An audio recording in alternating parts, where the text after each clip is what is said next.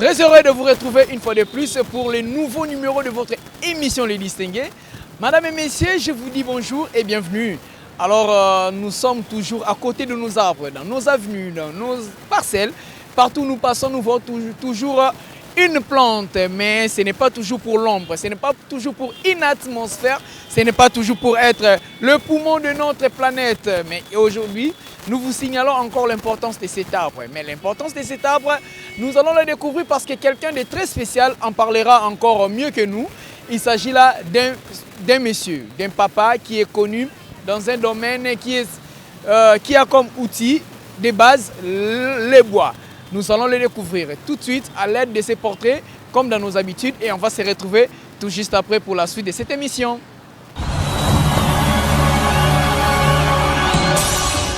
Au troisième jour, Dieu créa les plantes. Une plante a la fonction de photosynthèse. Elle purifie l'air. L'arbre est un producteur d'oxygène. Suite à ses qualités, il est considéré comme une source de vie.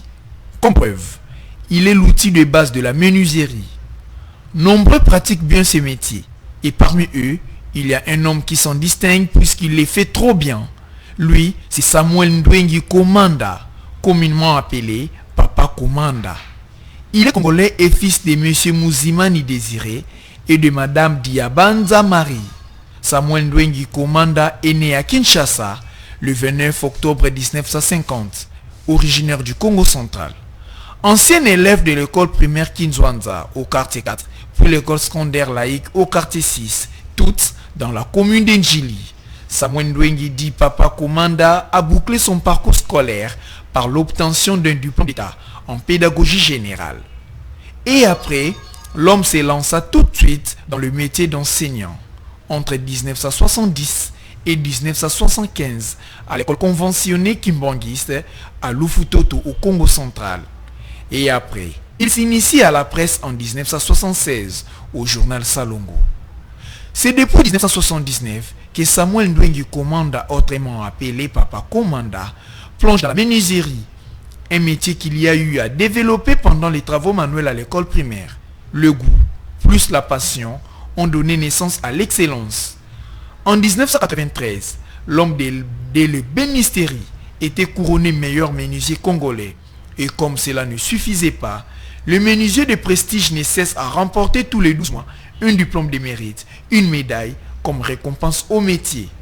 Ce véritable champion de la profession du bois est marié et père de plusieurs enfants. Samuel Ndwengi Komanda est reçu aujourd'hui comme le distingué. Bienvenue à tous.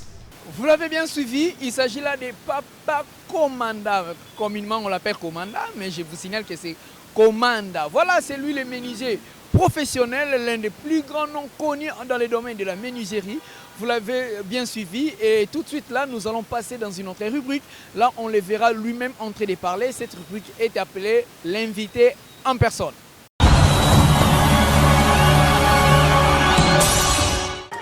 Vous êtes gâtés, sentez-vous heureux, madame et messieurs. Voilà, vous venez de voir le portrait. Et vous devez déjà vous réjouir parce que l'homme que vous venez de voir, il est avec moi. Encore une fois, je vous dis bonjour et bienvenue. Alors, je m'en vais déjà les recevoir et les saluer. Bonjour, Papa Komanda. Bonjour, monsieur le journaliste. Voilà, nous sommes très heureux. Merci d'avoir accepté notre invitation. Voilà. Première question, nous voulons savoir quand on vous appelle maître par vos élèves, par vos clients, et quand est-ce qu'on devient maître dans le métier de menuiserie? Bien. On devient maître, c'est quand on arrive au niveau de la maîtrise. Vous maîtrisez déjà ce que vous faites. Bon, je crois qu'il est indiscutable pour qu'on vous appelle maître, parce que vous avez déjà l'art entre vos mains. Le métier, vous devenez déjà l'homme de métier et que vous maîtrisez cet art. Pour moi, on est déjà maître. Parce que c'est vraiment incontestable. Ok. Maintenant, nous avons des fois des confusions, nous qui sommes un peu amateurs dans le métier. On voit des fois, on confond un charpentier et un menuisier. Et par votre intelligence, votre savoir, vous pouvez nous aider à voir la différence entre un charpentier et un menuisier. Bien. La menuiserie comme telle, au début, ça n'existait pas. Ok. C'est le charpentier qui avait commencé. La charpente, comme vous pouvez bien le savoir, c'est la toiture, hein, l'ossature, le côté bois. C'est ça la charpente d'une maison, s'il faut parler de la maison. On les appelait les charpentiers. Quand ils ont évolué jusqu'à fabriquer des meubles, ils étaient toujours des charpentiers. Ce n'est que plus tard que le mot menuisier a apparu. Mais ça a commencé avec l'appellation de charpentier et avec l'évolution, ça a changé d'appellation. Ceux-là sont devenus des menuisiers. Ah, d'accord, nous sommes vraiment éclairés. Mais il y a un petit constat que les amateurs, soit le public, soit les clients, font toujours par rapport aux différents hommes des métiers. On nous dit toujours que non, un cordonnier, peu importe le travail qu'il fait pour les chaussures, mais il ne porte jamais de belles chaussures. C'est par curiosité. On remarque aussi que certains menuisiers, peu importe les beaux meubles qu'ils fabriquent, mais chez eux, dans leur maison, on ne trouve pas de beaux meubles. Et c'est le cas aussi avec Papa Commanda. Oh, mais vous avez affaire à Papa Commanda. Et si je vous disais que mes propres meubles qui sont dans ma résidence, les clients se le disputent. Oh, ça c'est extraordinaire. Pour eux, ce que Papa Commanda a mis dans sa maison, ça a été fait avec tout son cœur. Okay. Même ma chambre à coucher, oh là là, il y a des clients qui me demandent d'ouvrir ma porte de chambre pour qu'ils sentent d'apprécier ce que j'ai. Okay. Ils arrivent même à acheter mon lit là où moi je dors. Vraiment. Par 3 fois, j'ai eu à vendre mon propre lit et le soir, j'ai pu mettre mon matelas au sol. Voilà. Donc, c'est pour vous dire que Papa Commanda est un peu différent par rapport aux hommes de métier que vous venez de citer. Ça, c'est extraordinaire. Papa Commanda, combien d'années déjà depuis Bandi Moussalo? Ah, oui, quand on a Bandi Moussalo, les gens n'en revenaient pas. Okay. Ils venaient d'abord par curiosité parce qu'ils ne croyaient pas leurs yeux que ces meubles pouvaient se fabriquer ici à Kinshasa. Cela dépassait tout entendement. Le Louis XIV, on le voyait en vente au centre-ville, on le voyait sur photo, dans des magazines, des livres, des films. Mais accepter que ces meubles sont fabriqués ici à Kinshasa, en tout cas, ce n'était pas facile pour faire croire aux Kinois et aux Congolais en général. C'était autour des années début 80 que j'avais installé mon atelier à Lemba, puisque le Louis XIV occasionne beaucoup de dépenses. J'avais commencé comme tout menuisier à fabriquer des choses qu'on pouvait facilement vendre. Pour moi, c'était question de réunir un fonds pour démarrer la connaissance de Luc, enfin, de mettre en pratique mes connaissances. Mais s'il faut rester dans ma question, à peu près déjà les années d'expérience qui vous valorisent le plus, les nombres d'années là. Mais justement, je disais que c'était au début des années 80. Voilà, donc plus de 42 ans déjà. Donc plus de 40 ans, disons. Donc ça fait plus de 40 ans que je suis dans la fabrication de meubles Louis XIV. S'il faut revenir un peu en arrière, vous ne m'avez pas demandé où est-ce que j'ai appris. Non. Vous vous êtes intéressé. Vous vous êtes intéressé seulement à connaître.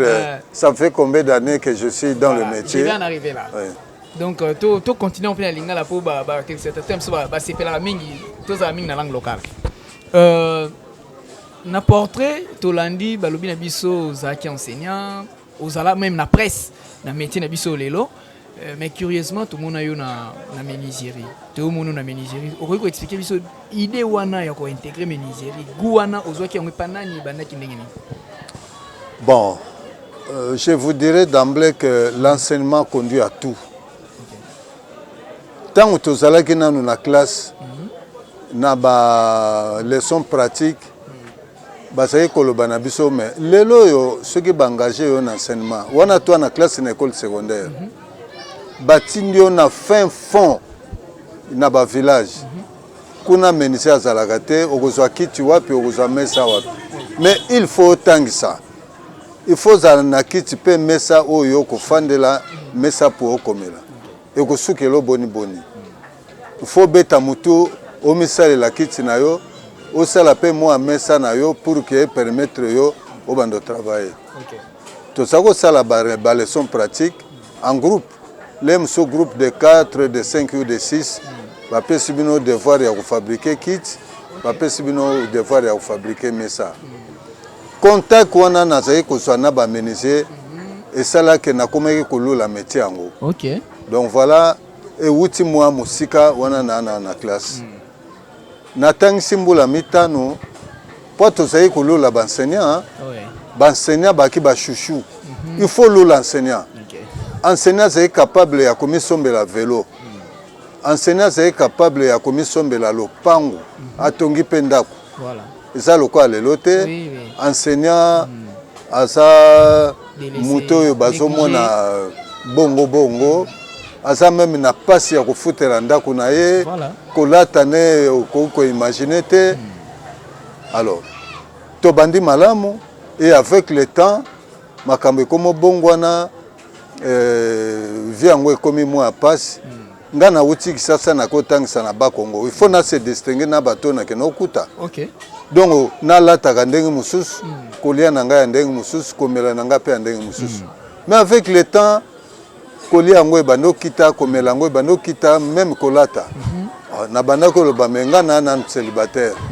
makambo yango se ekomi obongwana ebongo lelo nakotia mwasi nakomi na bana ekozala ndenge nini degu ekomi oyela nga esuka nango na déserte kaka bon moi chance elaki na se faire embaucher na journal Salongo kuna nasalaki ye nane mais moi eloko wana ekotaki déjà kati na ngai ke fo nasala un jour mosala libaya natiki journal nazongi liso na kelasi na Gombe Matadi na Bakongo na Congo central pardon il fallait nasala 3 ans namisalaki mbula moko na ndambo nazwi formation de base menga na kinwa na yo sane na Bakongo na ye pe mwakanga kala na Congo central il faut nazonga kini nazongi na kini lokola notion de base déjà nazwaki yango na se faire embaucher na compagnie moko ya menuiserie oyo na Kisasa bayebaki te que il y avait un atelier qui fabriquait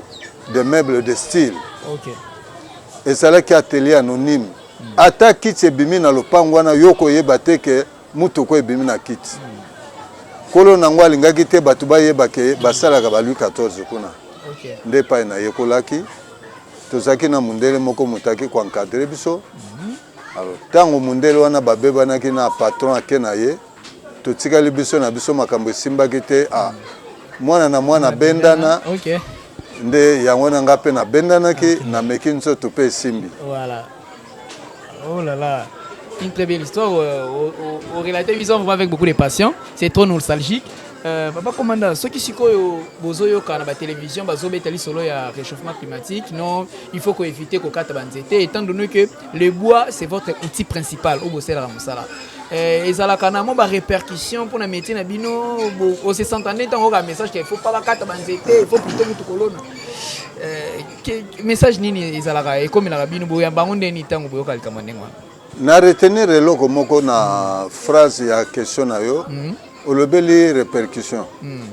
Olingo lingate ba répercussion faut ezala. Lelo soki banzete katani. Et comme ata quantité penda ya mingi longo oyo ekomi ko inquiéter. Mais musana biso pe ko koma ekosibir ba conséquences wana. Bon. Ekozala moi passe. Yo menisé soki le baezate dongo otiki ki menisé komi na métier mususu. Donc voilà un peu la répercussion de Angwana. Mais pour le moment, tous en a quatre métiers en auto kosala mais tous on a déjà lobby ndenge kosala. Peut-être batu bako subir ango bano ya bana na biso plus tard. Okay. Mais pour le moment eloko yango to sentir yango nanu te. Ah, ok, exactement. Mais quand on regarde tout le monde a un ajusteur, ça là mbetu, ça là puis kiti. Ils ont métallique mais bon peut ça là. Et puis tout le monde a une industrie ça là chaise en plastique peut ça là. Maintenant idéologie à kiti entre ba menuisier ba ajusteur ba nani ba iba métier ba ninga, ba nani ba imiter ba ninga. Oh mais réponse c'est ça kaka on a besoin. OK. Ba ajusteur ba yakisima. Ah ba yakisima. Ba ta plastique ba yakisima. Voilà. Parce que esika mutu azali ko fanda nzete pe la kiwana. Ouais. Kanisa bo bandako ya kala e bandaka na brique te bandaki na banzete mutu azo vivre na nzete naturellement mutu aki na problème na kosala kiti te parce que nzete aki wana babandi ne bonga ba prolonger bonga ekomi ban esuka nango bakomosala eloko ekubati pe mokongo mutu akoki kofanda mokongo pe epemi donc ajusteur na muta plastique nde ba copier ki menisa mabaya. Vraiment. Papa commanda ba to ba olanda biso ba tambo ba mona ba kit so vande ne elengi na ngunyo so ba comprendre que ça ba œuvre na yo, ça ba produit na yo. Mais tango yo moko tala ba produit na yo, pe o tambola ko mona ba nde ko mususu nde ba teka ka ba mo. Particularité nini nguna ba produit na yo par rapport na ba mususu. Ah. Ngape na ko zongiselo na motesu. Alambi soso to alambi pondu. Soko tuni tango yo lambaka tango yo monaka baninga no basi pe balambi omonaka ndenge nini ya komono ya lambi nde yango na eleki akoloba teke mwasi wana aleki nga na kolamba mwasi akoloba ngo te nga pe pa komana na moyena nga meniso aleki nga te parce que bakitu yanga bashuna kutu bakomo ya kokopia ngo baso ya kokosela kotala nga nzoka po baso nga modèle. C'est extraordinaire. Mais voilà, au Monique il y a eu eleki. On est dans malamu. Mais élément moko pena oyo moko bikete. Et lo ngana na sala ngo bo ko sala ngote. Parce que kiti kusen zali. Mabaya pe zali ba pe tsaka kusen ba tsaka mabaya. Ba sete tozo mona ngo pe kaka zeka ko mona. Mais tango yo mo tala ko bia voilà, ata ba sala ba mais particularité na nga o bombo ko kopia ngote. Ya onte tanga to iba. Ah, particulier na ngeza libaya. Particularité na ngai. Ezande libaya. OK. Kitsa mundele botala libaya oyo almet otopelisela ka moto ndenge za pete. OK. Eza mabaya ya mindele ya poto elemba o nyama kota ka pamba. Mais libaya pa komanda tala makasi awa. Nyama kota kuna pamba te. Libaya elenda. Ce qui pa komanda ko sala kitso ezo sala plus de 20 ans na ndako client. OK. Ba preuve ali. Soko titembe na peso kombo. Ce que tu peux te mettre numéro na adresse que vérifier. Donc particularité on a gagné ka bango côté qualité mabaya. Voilà. Alors papa commanda na musalo sali na expérience commune ngo meuble nini omona ka facile na sala pe nini omona ka difficile na sala malgré tout réussir ça ka ko sala yango mais nini omona ka auko na sala ngo dada ndi ba kino ba lobanga pe oh nini so ko temps pour réaliser yango. Bon eloko nyonso ne bandeli ezalaka na mwa mindondo nango tango sali eloko na mbala liboso tango yo ko sala ya mibale o modifier moi o corriger pardon pour que comme siko yo lingaki. Exactement. Alors ko sala na ko sala ti ekoya ko koma pende sika ya libela ke a kichongenga na lingelaki yango lelo na komisi yango ezalaka bongo. Donc complication ça na suscité parce que ça yo moko lobi okomo betango dada ato kangi miso komo sala. Mais ça c'est un produit moko boye kaka ya menuiserie o ba tu ba benga sanduku cercueil parce que tu vois que ça peut comme sala ba menuiserie mais pourquoi dans atelier na yo ba cercueil ça la. Bon ngai nazwaka likanisi ya kosala cercueil po na koteka te. OK. Na lingaki na sala ba cercueil efanda wana. Ya bataille nyonso. OK. Au cas où tu as problème, tu as kaka totinde kona kati tokyo kundaye. OK.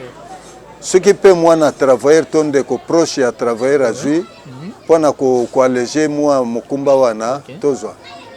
Ba travailler ba binanga comme d'ailleurs de wana kutuko yana ngwa te. Tike loko wana. Ebendaliwa. Tokufaka na biso. Bana na biso bakufaka, basi na biso pe bakufaka. Même koloka ko yoko meka. ceux qui travaillent ka kufi abandi abandi olia moi na travailler soko kufi moni tolobaki na binoni donc yangwana ba travailler ba boyaka na mekaka pe le soute et suka wana ils ont mutuya voilà ba téléspectateurs ba la ni peut pas comprendre mais papa commanda tangu total ka bandeko ba betaka ndembo to mona ka ba footballeur par exemple soko ozimo na mobali ba benye Cristiano Ronaldo ayebi na mutu na yeke ngai adversaire na ngai ezalaka Lionel Messi soki toke na mindule mundeko abengaka we kanso na yebi ke ngai adversaire na ngai ezalaka JB Mpiana so papa commanda tanga mitala ka boye atali musala salaka na makambo ya miniserie pour exemple ba maison mususu yango e importa kaka siko papa commanda pena tanga tali vila Kinshasa tali Congo amona adversaire neza nani au Salim Alam ouais notoriété au nanango lelo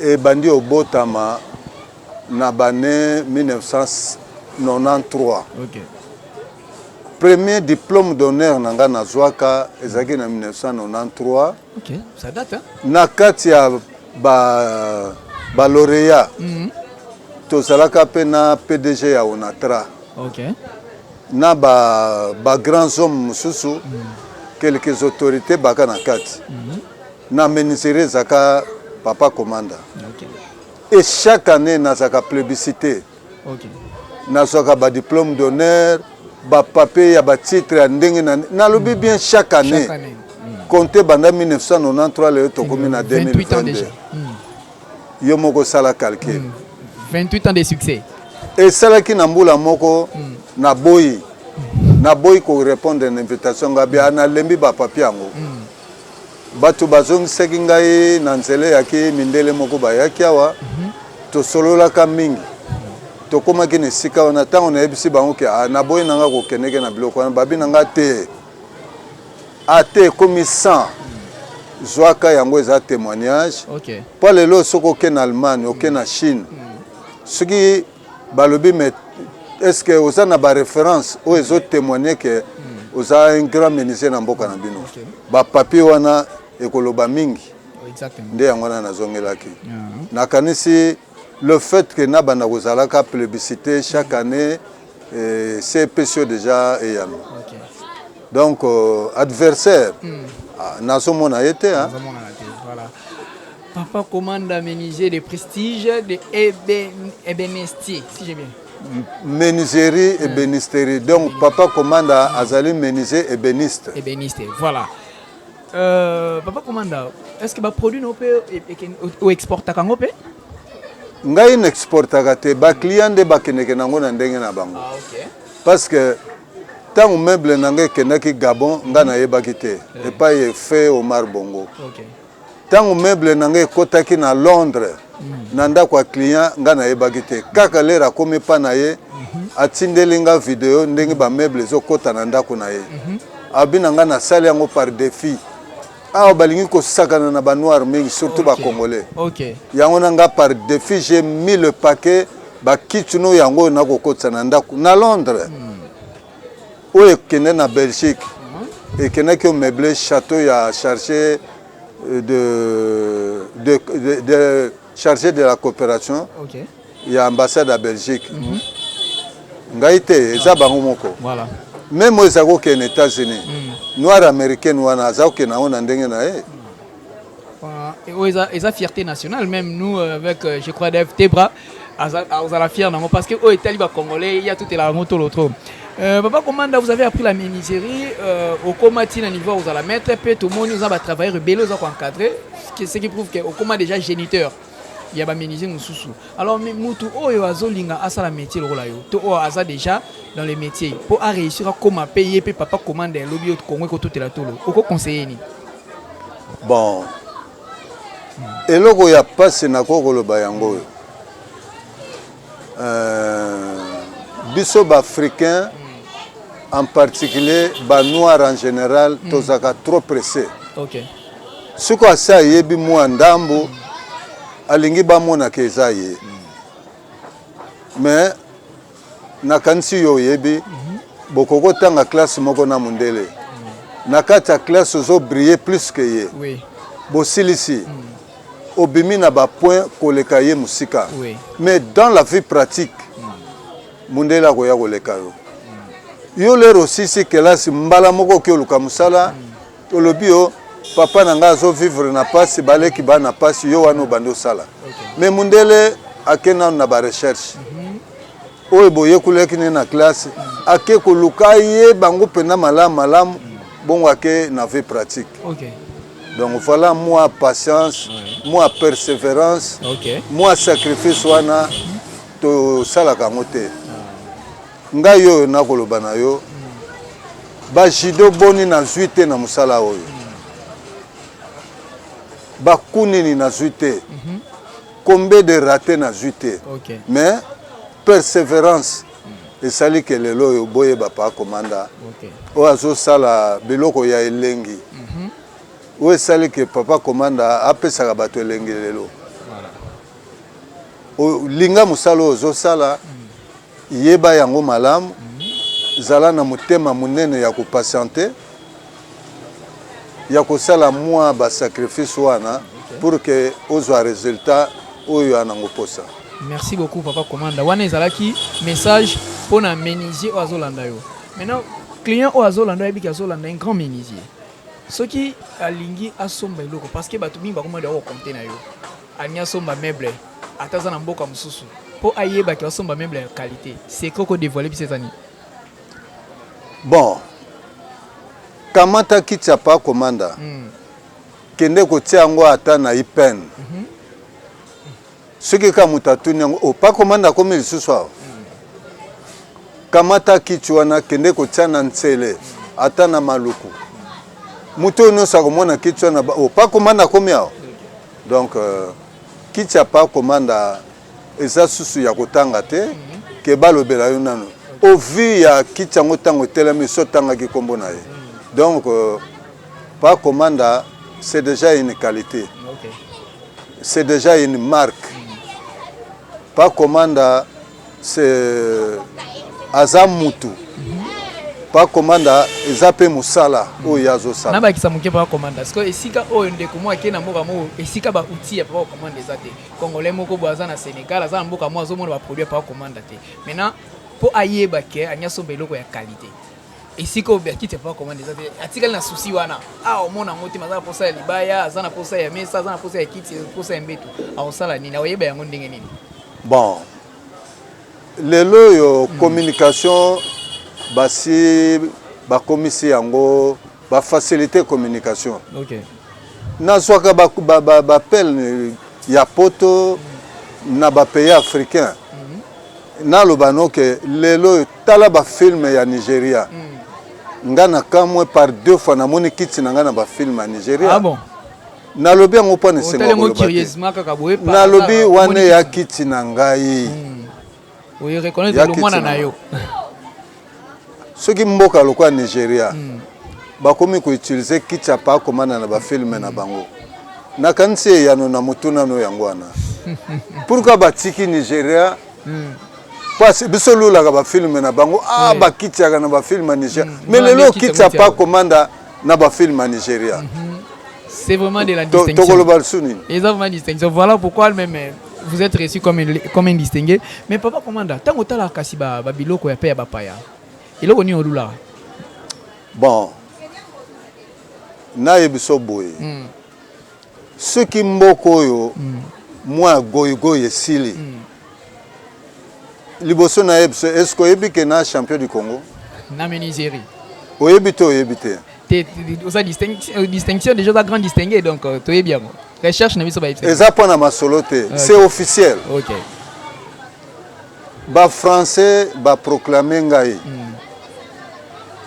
naza déjà champion d'Afrique donc ce que na lobby champion d'Afrique noire na loko anami kitisi donc naza déjà champion d'Afrique. Voilà siko na habité olingi na batisa suni rien à prouver. Toyoka kango na minoko ya bato belé surtout pe bato ya génération na bino balobaka ke non biloko kalande zalaka bien ba kiti ya kala ba mesa kala lele za nango lisusu malamu te kosomba kiti umeli te bukani nango sikoyo suite à ça ezani ni ba menizia lelo nde bayebi musala te to mabaya lelo ezalaka so makasi te toyebi te faute eza na minute wana nakanaki koloba likambo te sikoyo na koloba ngo bolanda ngai bien na l'ère ya Mobutu na situé bino époque voilà tozaka na ministre moko monsieur Sekimonyo ministre ya éducation nationale pas l'ère wana ezaki éducation nationale okay na répété monsieur Sekimonyo ministre ya éducation nationale oyo ekomi lelo yo ministre ya enseignement kiti na ye eye awa na réparation après 23 ans na ndako na ye kiti na ye awa ebukana te liba ye epasuka te ezongaki awa mpona changer elamba mpe nabongisa couleur eza kiti ya sika ya menuisier ya sika to menuisier ya kala oyo balobaka bongo bamiyeba bango moko. Voilà. C'est déjà une grande réponse. Voilà. Vous aviez été aussi cerné champion du Congo.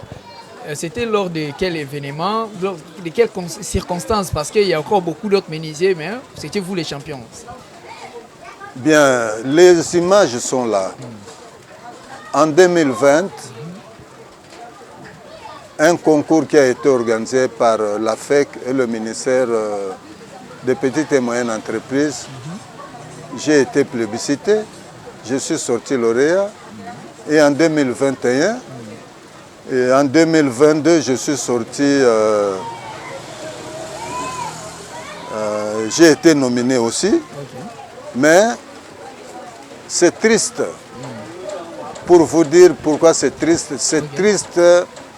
Il faut que l'État congolais puisse ouvrir l'œil et des bons. Ce sont des trucs qui sont financés par la Banque mondiale. Mais la finalité,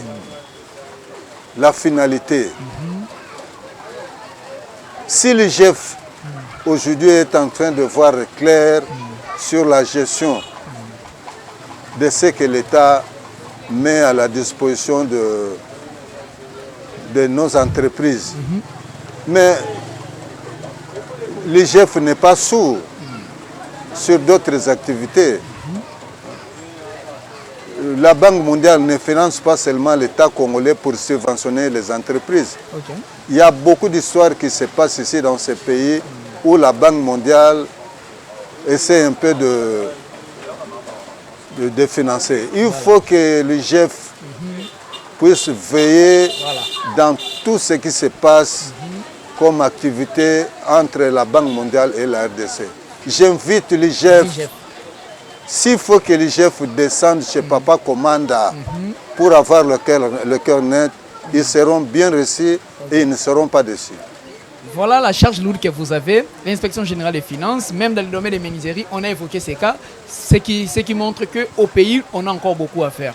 Papa Commanda aux Alarana Batou, aux Vandarana Batou, famille Baninga, c'est important. Oyokamwa na musika nde muta à cause d'un message européen. Alors, tu continues un élément surprise. On y va du côté de la régie. On va suivre votre surprise et on se retrouve tout juste après.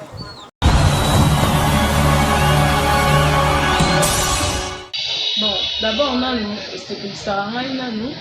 Et en plus, et là, on a le bac, on a bana Congo, les ennemis à Congo, les Congolais. On a mon ami à le bac. Biso tozosala mabaya oyo ya mboka na bino tozosala mabaya oyo ya mboka na biso oyo ezosala plus de 20 ans ezobeba te en plus ezosalama awa na mboka na biso tozomona nde ezosalama mais ndeko na yo moko congolais azoki préféré kosomba eloko ya mondele oyo ewumela te akosomba ngo aye nango bayasali inane aye nango réparation sikoyo biso ntango tokotia prix comme oyo nasombaki ngo pa mondele mais oyo ya mwana mboka oyo libaya eke ewumela ozo négligeant yango eloko nayoka kaka mpasi mpona bandeko na biso bakongole kaka yango wana bobangaka na bino te bobangaka te ezalaka cher te eza eloko nyonso ezalaka ya kosolola ntango oye tosolola biso mpe tozwaka na biso mpe bambongo ntango eya na mwana mosusu abandaka kokola abandi koloba ngai so napoli bakisa papa komanda ezala na ndako na ngai lelo mpe tokomi komona bakomi koya na bandeko kobanga ngo na musika tanga yebo prix wana oyo bandeko kokanisa za na ngo bongo bandeko na biso bakongolais totika kobango opusani na pembeni toza bandeko fo tosungana nayebi koza na posa eloko wana ye pozala na kuku banda kolota ngo bandaka tokosunga ye message kaka nga na kopesa ye naza mwana na ye naza mpe comme travailleur na ye na kopesa kaka merci mingi na ndenge mosala ndenge ezokoma na ndenge mpe encadre biso na ndenge encadre biso mpo motu nyonso soki amoni biso osala pa papa komanda donc azopesa lokumu donc eloko na obasita. Voilà, des retours sur ce plateau. Là, c'était l'impression intervenante d'une proche. Je crois que vous avez lu les noms, vous avez compris que elle est de la famille de Papa Commanda. C'était par distance qu'on a eu ces images. Et là, maintenant, l'invité va nous donner ses impressions par rapport à l'image. Papa Commanda, Olandi Medine Commanda, Ponayo, Olobinine. Mais Medine Commanda, Azamwana ya Papa Commanda. Natengisaki malamu aza finaliste ya IEC.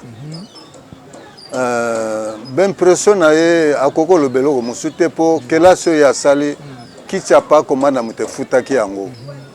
Bon, ce qui peut jouer sentiment na ndimite mais alobi likambo eza ya solo. Papa Commanda azo sala ferité ya mboka na libanda. Bongo mutawuta na États-Unis a sauté la mer boni a sauté combien de continents aya kosomba kicha pa Commanda akena en Amérique. Okay. Belge et de surcroît chargé à coopération et ambassade à Belgique. Ayebi bamenize bele na mukili. Ayeka kopona pa Commanda a meublé château na bango. Okay. Omar Bongo, président ya Gabon, namboka nepe banzete loko abiso. Aponi kaka ya kosomba bakitya pa Commanda pour la chambre à coucher na ye. Voilà. Donc pa Commanda asa de renommée internationale. Okay. Donc on a ça la vérité en mboka ya solo parce que renommée à pas Commanda c'est traverser ba frontières et traverser ba continent et traverser ba océan na ba mer. Voilà. Donc moi na ko cité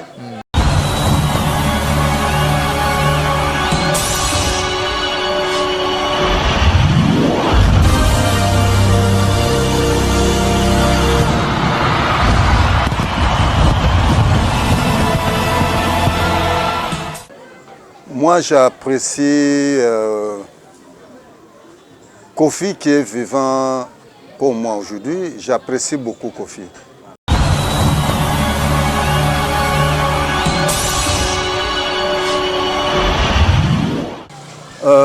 Il y a mon ami Njolou, un bon travailleur.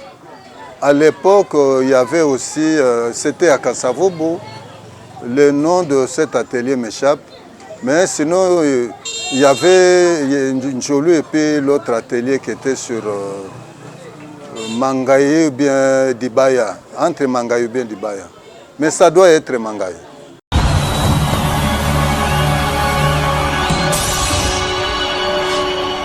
Oh bon, moi je crois, nous devons être réalistes. Nous sommes en pleine saison sèche. En votre présence, il a plu. Personne ne s'attendait que ça devait pleuvoir aujourd'hui. Et que Papa Commanda avait rendez-vous de livrer un meuble. Vous voyez les conditions de travail chez Papa Commanda. Nous travaillons en plein air. Papa Commanda a arrêté le travail. Le soir, quand le client sera là. C'est son droit de se plaindre. Il y a parfois, sous l'effet de la colère, quelqu'un peut dire n'importe quoi. Bon, ce sont des choses qui arrivent. Il n'y a pas que Papa Commanda qui abuse du temps des clients. Et même dans des pays développés, chez les expatriés, cela peut arriver. Mais quand vous avez en face quelqu'un qui peut comprendre, bon, il accepte. Mais si quelqu'un, il y a des gens qui sont agités, là, en tout cas, il ne vous accorde pas ce pardon-là, il vous dit n'importe quoi. Il se plaint et puis vous savez ce qui va suivre.